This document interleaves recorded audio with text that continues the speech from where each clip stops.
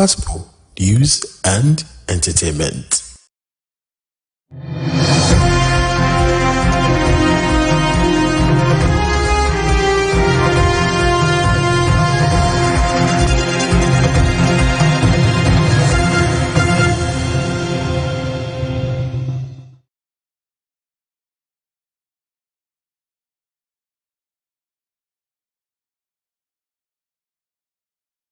Hello, very good morning. Welcome to the Mega News at 6 on MBN TV. We're coming to you live from our studios on the 10th Avenue Extension, Great Estate, Nungwa at Dugono. First, the headlines.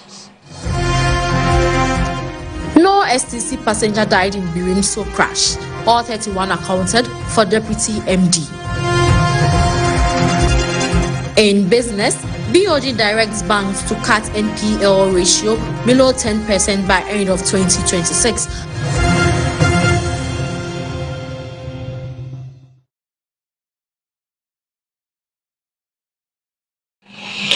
Those and many other stories coming up live from our studios here. My name is El Samuels. The news is also live across all our social media handles on MBN 360. Details of the stories coming up in a bit.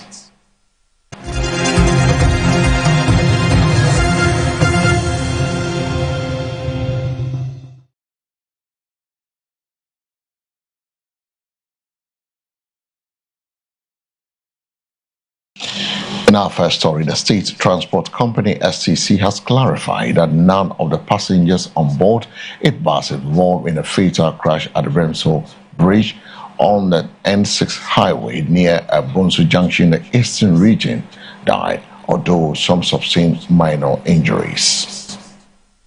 The clarification follows the circulation of a viral video in which a man, claiming to be an STC driver, alleged that only 10 passengers survived the accident.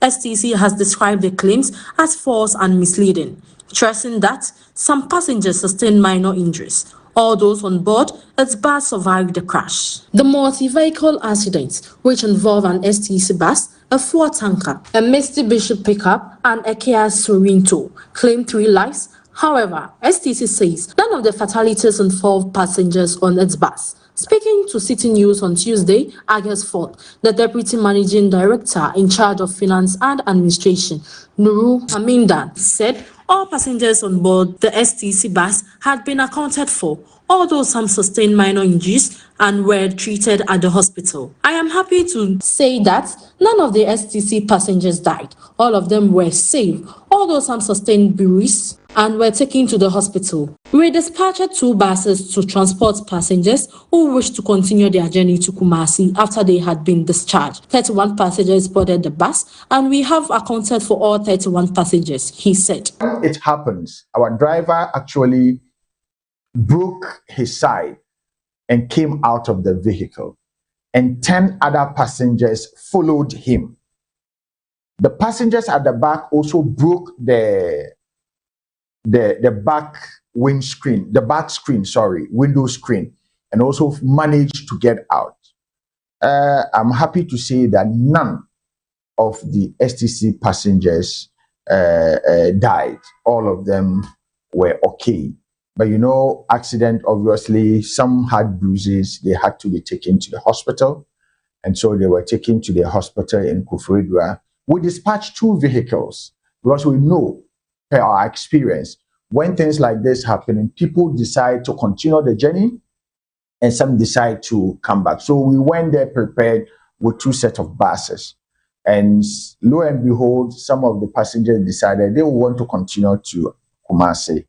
And so after the hospital discharged them, we asked them to continue. We got a bus to take them to Kumasi. Those who wanted to come to Kumasi, back to Accra, they also came.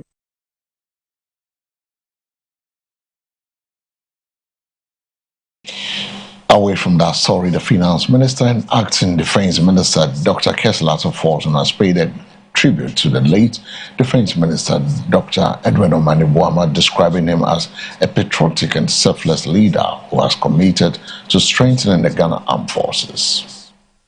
Speaking at the maiden annual public lecture held in honor of Dr. Omane-Boamah on Tuesday, August 4th, Dr. Atuforsen said the late minister championed reforms aimed at building a modern and professional military while prioritizing the welfare of service personnel. He served Ghana with conviction. He strengthened our institutions. He believed in leadership anchored in service and the national interests. As Minister for Defense, he worked to build a modern, professional and capable Ghana Armed Forces. He focused and placed great importance on the welfare of the service personnel, he said. He further noted that the annual lecture series will preserve the late minister's ideas while inspiring future generations to serve with integrity. He believed in leadership anchored in service and the national interest. As Minister for Defense, he worked to build a modern, and capable Ghana Armed Forces. He focused and placed great importance on the welfare of our service personnel. This lecture series will keep his ideals alive. It will promote dialogue. It will inspire leadership. It will also encourage future generations to serve Ghana with integrity and patriotism. Our speakers, the planning committee, the Pope Jones Old Boys Association, and our sponsors, and everyone who made this event possible. To all our distinguished guests, thank you for being here today. Your presence honors the memory of our exceptional brother and a son of Ghana. On behalf of the Ministry of Defense, I warmly welcome you all and wish you fruitful and a memorable lecture. May the legacy of our dear brother, the late Dr. Edward Kofi Omanebuoma, continue to inspire us all. May God bless the Ghana Armed Forces. May God bless our homeland Ghana. Thank you.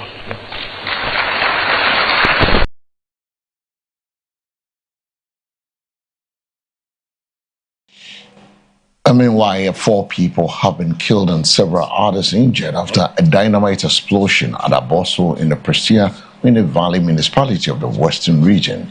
The incident occurred when an attempted to kill a snake reportedly led to the explosion. An eyewitness said the blast occurred after a man allegedly fired a gun at a snake, accidentally hitting explosive that had been stored near a gas station at Breman, causing a massive explosion. The eyewitness, who recounted the incident on Tuesday, August 4th, said many residents initially mistook the sound of the blast for an earthquake. We heard the loud sound, which many of us thought it was an earthquake. We later found out that a man who is known to be dealing in explosive had gone to hide some of these explosives around a gas station in Bremen, the witness said. According to the eyewitness, some workers associated with the man were operating near the area when they spotted the snake and attempted to clean it with a gunshot. He explained that the gunshot, which was intended for the snake, struck the explosive, resulting in deadly explosion. He fired a gun aimed at the snake, but it ended up hitting explosives that were hidden and ended up exploding, killing many of people who were around, an eyewitness added. The explosion caused panic among residents, with emergency responders later moving to the scenes to manage the situations and assist victims.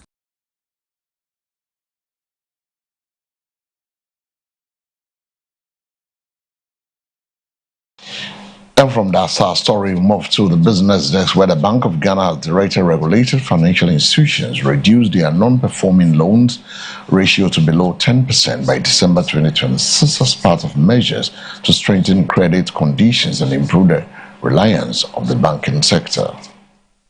The BOG Governor, Dr. Johnson Esiama, said while banks have made progress in reducing bad loans, the current level remains a major concern and continues to limit the sector's ability to expand credit to businesses and households. Speaking at the forum on restructuring distressed companies, non-performing loans, NPLs, and post-commencement financing, Dr. Esiama noted that the banking industry NPL ratio declined to 16.1% in June 2026 from 23.1% recorded in June 2025, cautioning that the improvement does not mean the challenge has been fully addressed.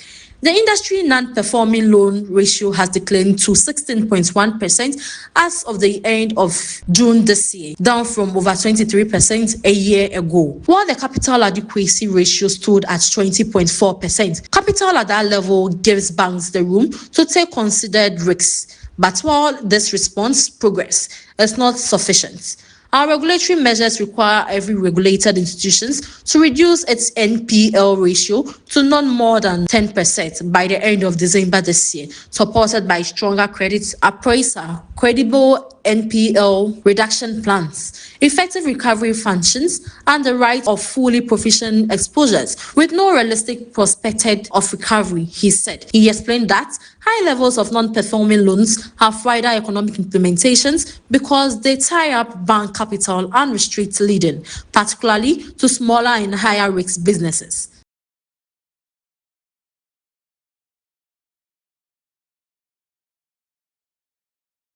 Now, on the foreign front, a coalition of 25 states have filed a lawsuit against Donald Trump administration on Monday, August 3rd, alleging it has exceeded its authority in imposing a new round of sweeping tariffs last month. The import duties enacted under Section 301 of the Trade Act of 1974 targets 60 economies with rates ranging from 10% to 12.5%. This is President Trump's third attempt to legally impose tariffs that would make life more expensive for African families and small businesses. And this is the third time we are taking the administration to court over this misuse of power, Californian Attorney General Rob Botta said in a statement announcing the lawsuit. Section 301 authorized the U.S. president to impose tariffs and other sanctions on countries found to engage in unfair trade practices. U.S. trading partners haven't done enough to crack down on imports produced with forced labor, the Trump administration said in announcing the new levies. A White House spokesman on Monday defended the president's tariffs policies. The U.S., which is the United States, is using its lawful authority to obtain the elimination of unreasonable acts, policies, and practices that burden U.S. commerce. White House spokesman Kush Desa said in a statement to CBS News, a foreign country's failure to impose and effectively enforce a prohibition on its importation of goods produced with forced labor is unreasonable and burden U.S. commerce, including American workers, and must be addressed. Section 301 tariffs have been proven to be a legal durable tool since the president's first term, and they remain so now. Tariffs and taxes.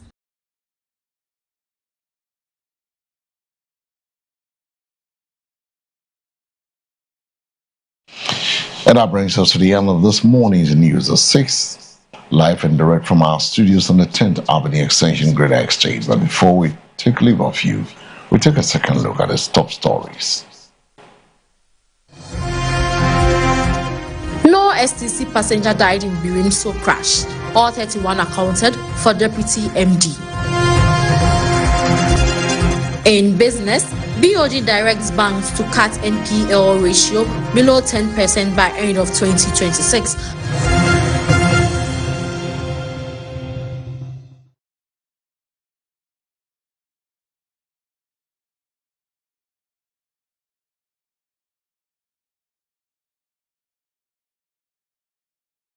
Thanks for staying with us. For more news, log on to MBN 360. My name is El Samuels. Up next is a sports update. Good morning.